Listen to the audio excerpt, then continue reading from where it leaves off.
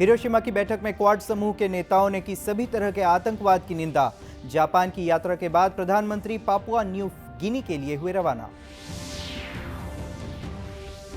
मुख्यमंत्री ने सांकरा में आयोजित कार्यक्रम में विभिन्न योजनाओं के हितग्राहियों के खाते में राशि जमा कराई।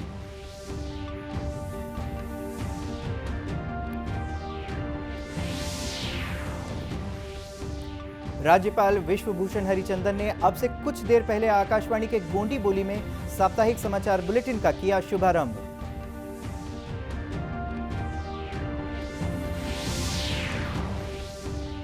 और राजभवन में आज ओडिशा, हिमाचल प्रदेश और सिक्किम राज्यों का स्थापना दिवस हर्षोल्लास के साथ मनाया गया।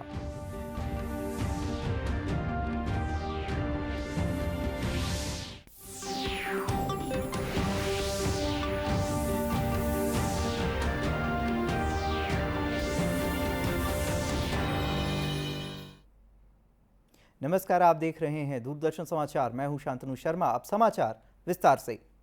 प्रधानमंत्री नरेंद्र मोदी जापान सहित 3 देशों की यात्रा के दूसरे चरण में आज जापान से पापुआ न्यू गिनी के लिए रवाना हुए। प्रधानमंत्री Shri Modi Papua New Guinea के प्रधानमंत्री जेम्स मरापे के साथ कल संयुक्त रूप से तीसरे हिंद प्रशांत द्वीप सहयोग फोरम की बैठक की मेजबानी करेंगे। इस फोरम की शुरुआत वर्ष 2014 में प्रधानमंत्री नरेंद्र मोदी की फिजी यात्रा के दौरान हुई थी। इसमें भारत सहित प्रशांत द्वीप के 14 देश शामिल हैं। गौरतलब है कि भारत के प्रधानमंत्री की पहली पापुआ न्यू गिनी की यात्रा है। इससे पहले प्रधानमंत्री नरेंद्र मोदी ने आज सुबह ब्रिटेन के प्रधानमंत्री ऋषि सुनक के साथ हिरोशिमा में द्विपक्षीय मुद्दों पर बातचीत की। दोनों नेताओं ने भारत और ब्रिटेन के बीच सामरिक साझेदारी की समीक्षा की और दोनों देशों के बीच मुक्त व्यापार समझौता वार्ता में हुई प्रगति का जायजा लिया। दोनों नेता व्यापार एवं निवेश, विज्ञान और प्रौद्योगिकी, उच्च शिक्षा और दोनों देशों के आम लोगों के बीच परस्पर संबंधों जैसे विभिन्न क्षेत्रों में सहयोग को और बेहतर बनाने का सम्मत हुए। प्रधानमंत्री मोदी ने G7 शिखर वार्ता से इतर ब्राजील के राष्ट्रपति लूला डी सिल्वा के साथ कारगर बातचीत की। एक ट्वीट संदेश में श्री मोदी ने कहा कि व्यापारिक संबंधों को और अधिक बेहतर बनाने के लिए भारत और ब्राजील परस्पर मिलकर साथ काम करते रहेंगे। जापान के हिरोशिमा में G7 शिखर सम्मेलन में प्रधानमंत्री नरेंद्र मोदी ने शांतिपूर्ण, स्थायी और समृद्धशाली विश्व विषय पर आयोजित कार्यकारी सत्र में भी हिस्सा लिया। सत्र के शुरुआती संबोधन में श्री मोदी ने कहा कि भारत शुरुआत से ही कहता आ रहा है कि युद्ध को रोकने के लिए बातचीत और कूटनीति ही एकमात्र रास्ता है। पूर्व प्रधानमंत्री स्वर्गीय श्री राजीव गांधी की पुण्यतिथि पर आज दुर्ग जिले के सांकरा में राज्य सरकार द्वारा भरोसे का सम्मेलन कार्यक्रम आयोजित किया गया। इस मौके पर मुख्यमंत्री भूपेश बघेल ने विभिन्न योजनाओं के हितग्राहियों के खाते में राशि जमा कराई। इस अवसर पर श्री बघेल ने सांकरा में बनने वाले महात्मा गांधी उद्यानिकी विश्वविद्यालय के भवन का शिलान्यास भी किया। इस पर 120 करोड़ रुपए खर्च किए जाएंगे। कार्यक्रम को संबोधित करते हुए मुख्यमंत्री ने कहा कि राज्य सरकार ने पिछले 4 वर्षों के दौरान किसान, आदिवासी, मजदूर और अन्य वर्गों के हितों के लिए बहुत सी कल्याणकारी योजनाएं चलाई हैं। इन योजनाओं से सभी वर्गों की आर्थिक स्थिति मजबूत हुई है। भरोसा सम्मेलन हमारे दुर्ग संभाग के सबो जिला के सबो विधानसभा से लाखों के तादाद में आए। आज सबसे ज्यादा यदि सम्मान मिला थे किसान ला तो छत्तीसगढ़ में मिला थे। अतका दाम कोनो जगह नहीं मिला थे, चाहे धान के हो, चाहे कोदो के उत्पादक हो, चाहे कोदो, कुटकी, रागी, कोई भी उत्पादन छत्तीसगढ़ में हो थे, ओकर पूरा दाम और ओकर साथ सम्मान निधि भी दिए जाते। आगे कर देंगे। हाँ, हो जाएगा। इस अवसर पर राज्य सरकार के विभिन्न विभागों द्वारा कल्याणकारी योजनाओं पर केंद्रित स्टॉल लगाए गए थे। मुख्यमंत्री ने इन स्टॉलों का अवलोकन कर वहां मौजूद ग्रामीणों से बातचीत भी की। उन्होंने कहा कि गोधन न्याय योजना में काम करने वाली स्व सहायता समूह की महिलाओं ने इस योजना को एक आदर्श अभियान बना दिया है। राज्यपाल विश्वभूषण राजभवन में आज उड़ीसा, हिमाचल प्रदेश और सिक्किम राज्यों का स्थापना दिवस हर्षोल्लास के साथ मनाया गया। राज्यपाल श्री विश्वभूषण हरिचंदन ने इस अवसर पर कहा कि हमारे बीच एकता और भाईचारे का बंधन भौगोलिक सीमाओं को पार कर सद्भाव के वातावरण को बढ़ावा देता है। विभिन्न राज्यों के लोगों की उपस्थिति ने छत्तीसगढ़ के आर्थिक और सामाजिक परिदृश्य में नए विचारों, दृष्टिकोण और कौशल का संचार किया है। केंद्र सरकार के एक भारत श्रेष्ठ भारत कार्यक्रम के तहत विविधता में एकता की भावना को बढ़ावा देने के लिए सभी राज्य एक दूसरे राज्यों का स्थापना दिवस मना रहे हैं। इसी कड़ी में राजभवन में ये कार्यक्रम आयोजित किया गया, जिसमें छत्तीसगढ़ में निवास करने वाले उड़ीसा, हिमाचल प्रदेश और सिक्किम राज्य के लोगों ने उत्साह के साथ भाग लिया। राज्यपाल ने विभिन्न राज्यों के स्थापना दिवस के अवसर पर सभी को बधाई दी। तीनों राज्यों के प्रतिनिधियों के रूप में पुरंदर मिश्रा, विवेक आचार्य और संगीता मदान ने राज्यपाल को अपने राज्य की ओर से सम्मानित किया। कार्यक्रम में पद्मश्री भारती बंधु, साहित्यकार डॉक्टर चितरंजन कर और समाज सेवी अरुणा पंडा सहित अन्य विशिष्ट जनों को सम्मानित किया गया। राज्यपाल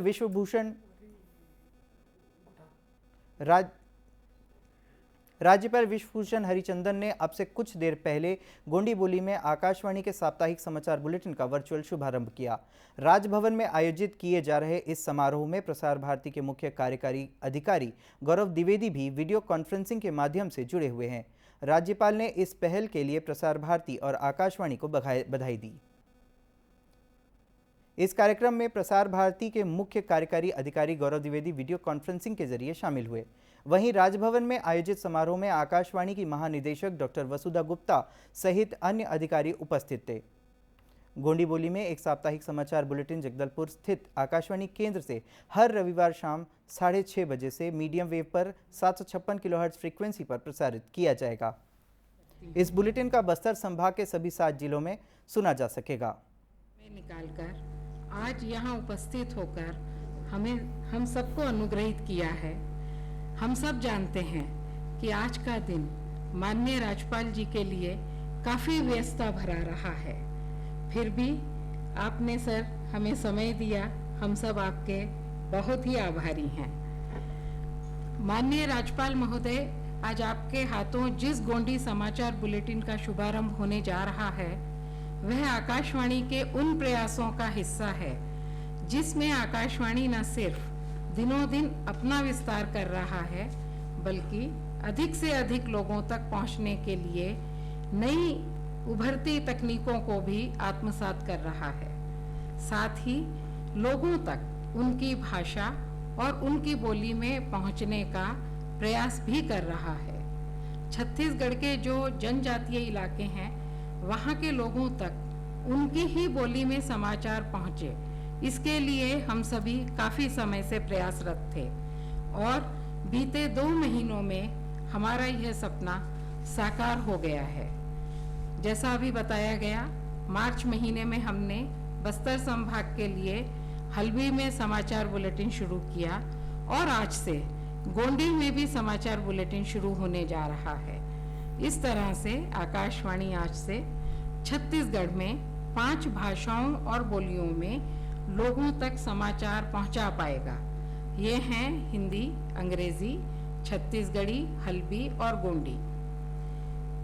मैं प्रसार भारती के सीईओ श्री गौरव द्विवेदी जी, जो वर्चुअल रूप से इस कार्यक्रम में शामिल हो रहे हैं, उनका भी स्वागत करती हूं और साथ ही यहाँ पर सूचना एवं प्रसारण मंत्रालय की विभिन्न इकाइयों और राजभवन सचिवालय के हमारे जो भी अधिकारी और साथी यहाँ पर उपस्थित हैं, उन सभी का हृदय से स्वागत करती हूँ। आप सभी का इस बुलेटिन को बस्तर संभाग के सभी 7 जिलों में सुना जा सकेगा। इससे पहले आकाशवाणी समाचार बीते मार्च महीने में बस्तर संभाग के लिए हल्बी बोली में भी साप्ताहिक समाचार बुलेटिन शुरू कर चुका है।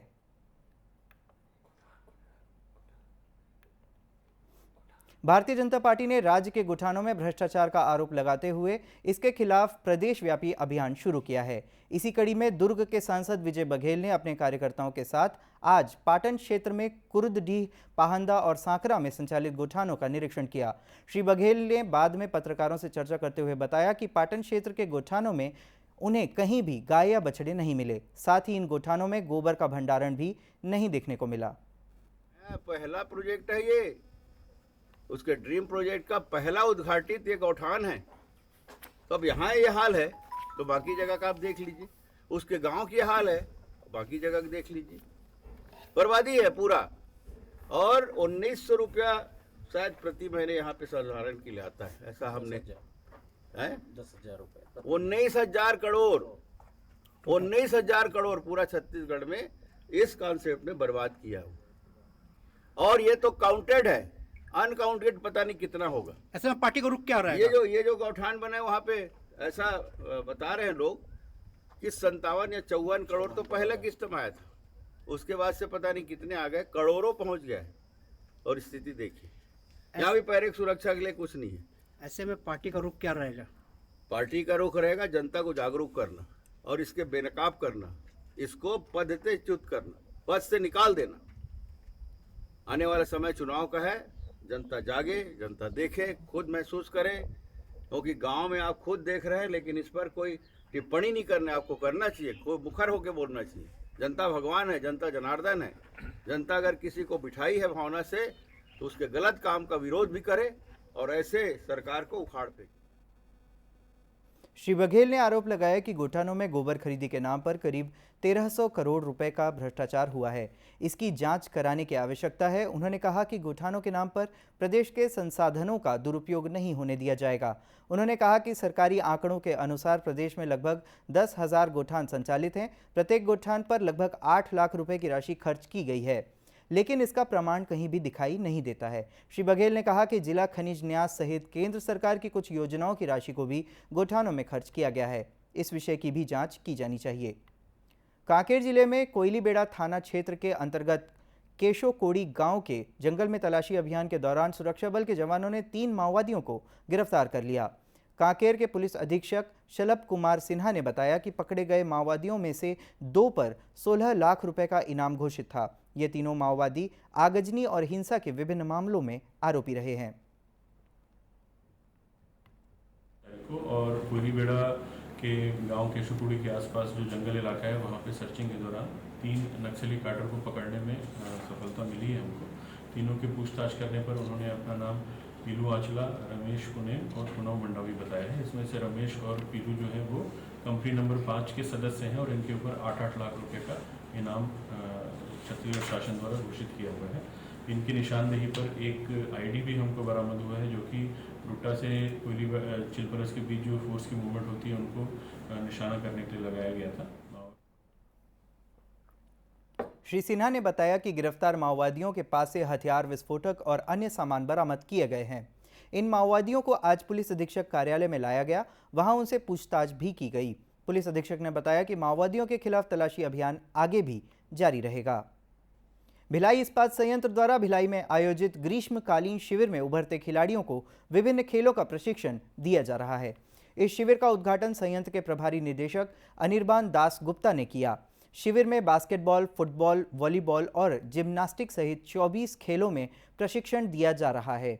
इसमें 2000 से अधिक बच्चे शामिल हो रहे हैं। शिविर के संबंध में श्री दास गुप्ता ने बताया कि संयंत्र की स्थापना के बाद से ही पिछले 50 वर्षों से लगातार हर वर्ष ग्रीष्मकालीन शिविर लगाया जाता रहा है। नहीं, इस समर कैंप में जैसे कि आप लोग देख रहे हैं करीब 2200 बच्चे आए हैं हमारे यहाँ और करीब 24 खेलों में इनका प्रशिक्षण होगा अगले 15 दिन के लिए। तो ये एक समझते हैं कि ये सिलसिला जो हम लोग भिलाई स्टील प्लांट में शुरू किए थे 1977 से, और हमें बड़ी खुशी है कि फिर से इतने सारे बच्चे आने लगे। तो बीच में 2 साल काफ़ी जो कोरोना के पीरियड में हम कर नहीं पाए थे, और इसमें से हम लोग ये चाहते हैं कि बच्चों में से हमारे स्टेट, राष्ट्र और विश्व में रिप्रेजेंट करने वाले बहुत सारे बच्चे इसमें से निकले।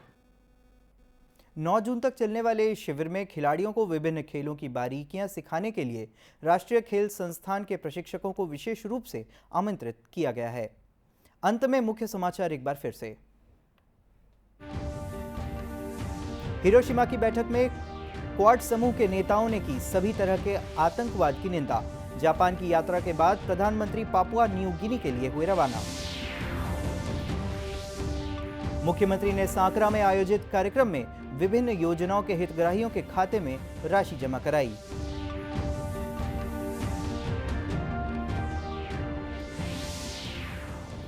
राज्यपाल विश्वभूषण हरिचंदन ने अब से कुछ देर पहले आकाशवाणी के गोंडी बोली में साप्ताहिक समाचार बुलेटिन का किया शुभारंभ।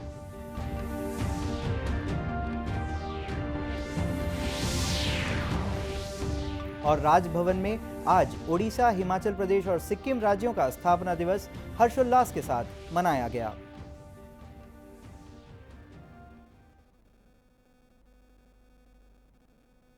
इसी के साथ ये समाचार बुलेटिन समाप्त हुआ। नमस्कार।